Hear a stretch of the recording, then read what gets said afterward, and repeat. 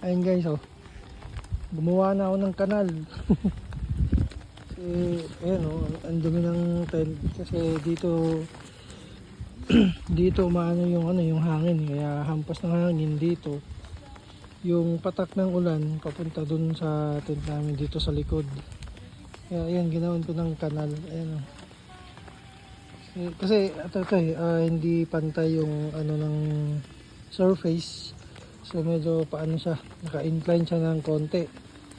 Kaya nangyari pagka malakas yung ulan, yung tubig tuloy-tuloy doon. Kaya ginawan ko na ng kanal para dito siya umano, dumaloy. Ano, dumi na ng tent oh. Sige lang, charge to experience na lang din. So, ito yung view guys after ng ulan. Ano, yung mga hamog umaakyat na. Ano, ganda oh. So ayun, mainit na siya. Ayan guys, mainit na dun banda. So papunta na yun yung init dito. Kasi unti-unti nang lumilinaw yung ano, yung kabundukan. Ayan oh. Medyo naging clear yung view dito. Ayan. So, kanina kasi wala makita dyan kasi kapal ng hamog. Ayan yung hamog.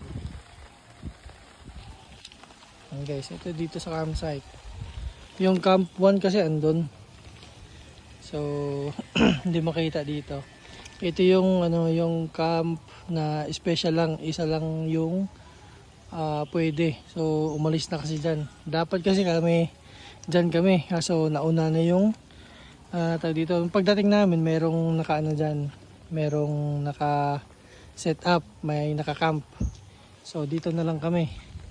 So hindi namin alam na paalis na rin pala yon. Kung alam lang namin, inantay na lang namin yon. So yan. Ayan guys, naka-raincoat ako ngayon oh. Naka-raincoat ako ngayon kasi inaayos ko dito sa likod para pag umulan ulit mamaya hindi na tuloy-tuloy yung